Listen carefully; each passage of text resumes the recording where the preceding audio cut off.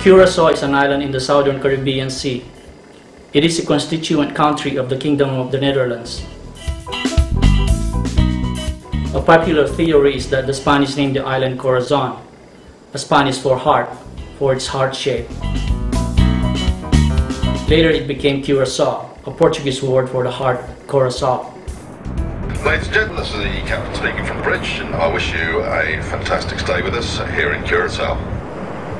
It's October 15, 2010. The weather was nice, and we were ready upon arrival in the morning for a full day's excursion. Hello. Hi. Oh, hi. Nice to see you again. Better temperature. He is going to help you with the temperature. It looked like this was going to be a very colorful day. And souvenir stores lined up the streets near the ship terminal.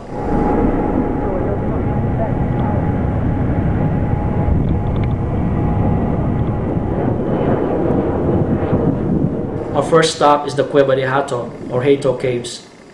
We walked in a group, and a guide briefed us all for what we were about to explore. So good morning, my name is Edsel, I'm your guide. We have some rules here.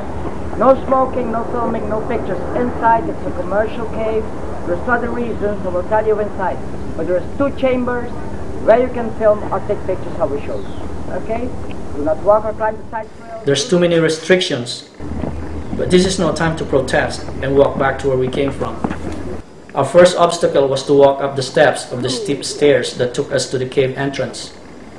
The guide explains the significance of the view overlooking the cave entrance. Across the road, on my left, by the coconut trees, the whole field, that's plantation Hato. It's a slavery, they used to live and work on the plantation. The runaway slaves used this cave to hide away, that's why the cave was discovered by the slaves around 240 years ago, but I will explain you more about it inside. Okay?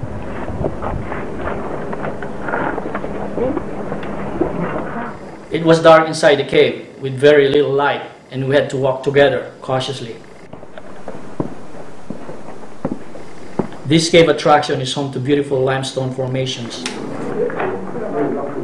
And on this day, I'd forgotten to turn off my camera as we walked the trails. But I'm sure I wasn't the only one.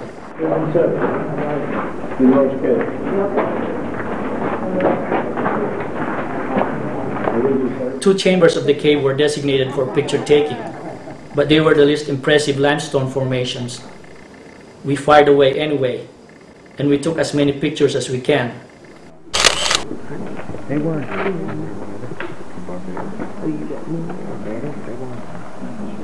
It was a good cave exploration, and actually the first cave I've ever explored.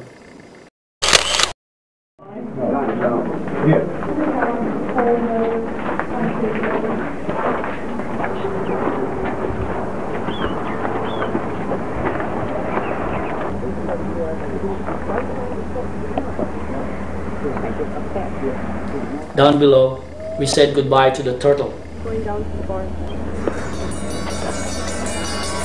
and watched local guys play the musical box and local instruments.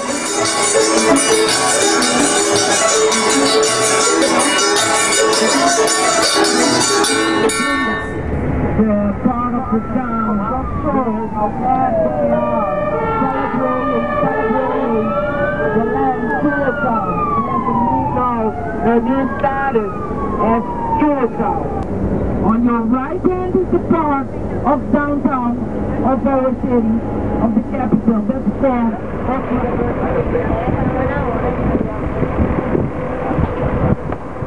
The tour continued back to the Willemstad for a guided walking tour of downtown.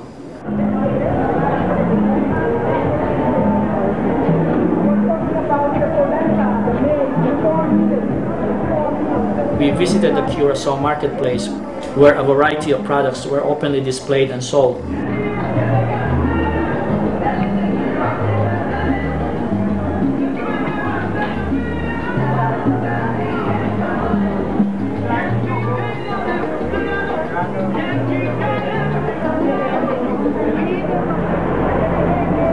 Outside the market, we passed by the floating fruit and vegetable market, where vendors sell their produce and products off their boats.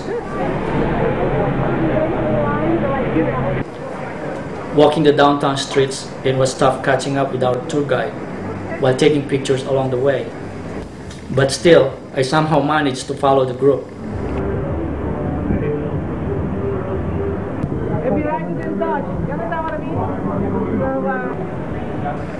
I had time to check out and take photos of the oldest synagogue in the Western Hemisphere, and the colorful merchant houses, and the governor's palace and offices of the government.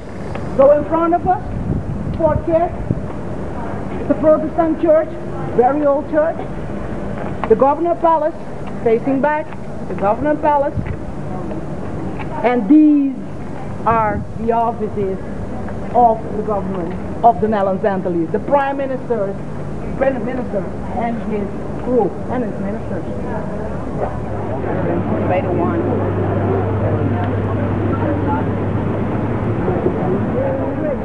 All our bridges has name of the Queen of Holland, and this one is the Queen Emma Bridge, built in 1888. We call it the swinging old lady because this old guy has to swing open and swing back whenever a ship has to cross to visit our harbor. Then we were led across the 100-year-old Queen Emma floating swing bridge that connects both sides of the city of Willemstad.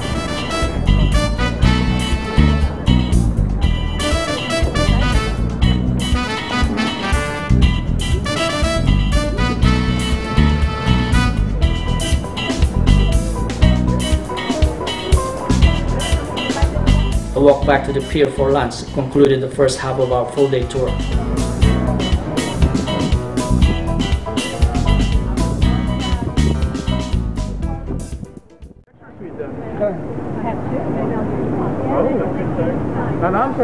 In the continuation of the second half of our tour, we were given another stickers for our group.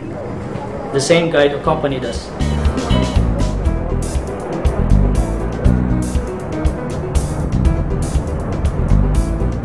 We headed west into the countryside past several plantation homes.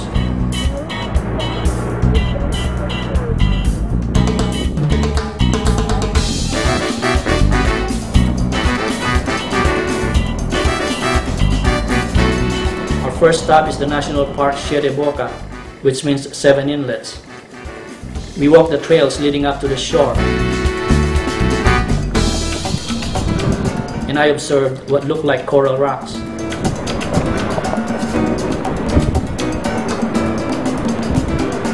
The ocean view was so dramatic.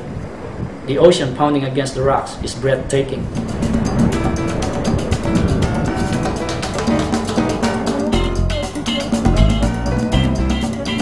This is a public beach, Playa 40 of Western Beach.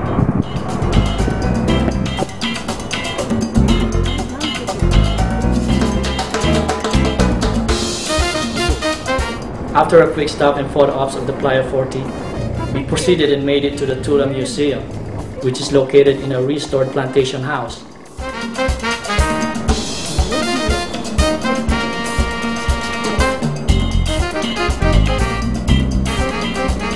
Bati pillow, camela pillow, bati.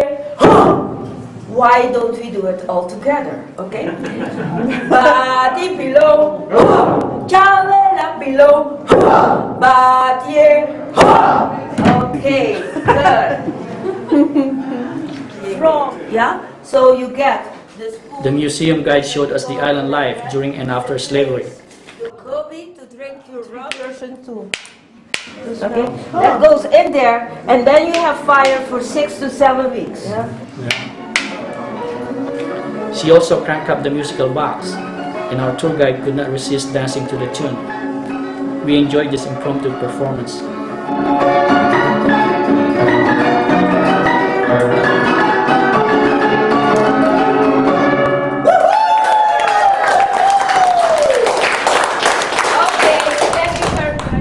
One of the best known and most popular beaches on the island is the Playa Quinepa Grande, also called Big Nip Beach. It's a long, beautiful beach with white sand and ideal for snorkeling and family vacations. We spent about 20 minutes here to appreciate the view and take pictures. Very nice.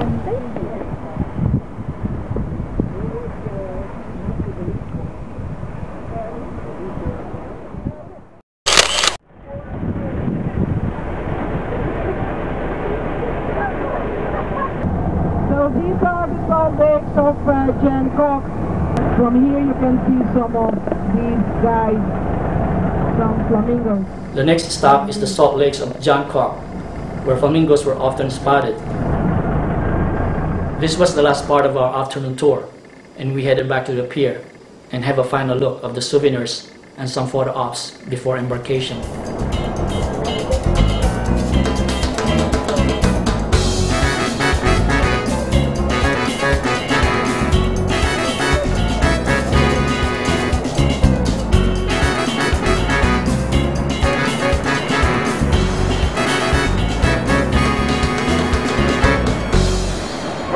Ladies and gentlemen, this is the captain speaking from the bridge, and welcome back on board.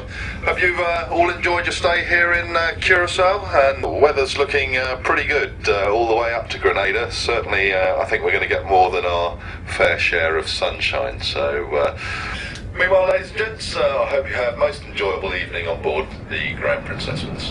Thank you.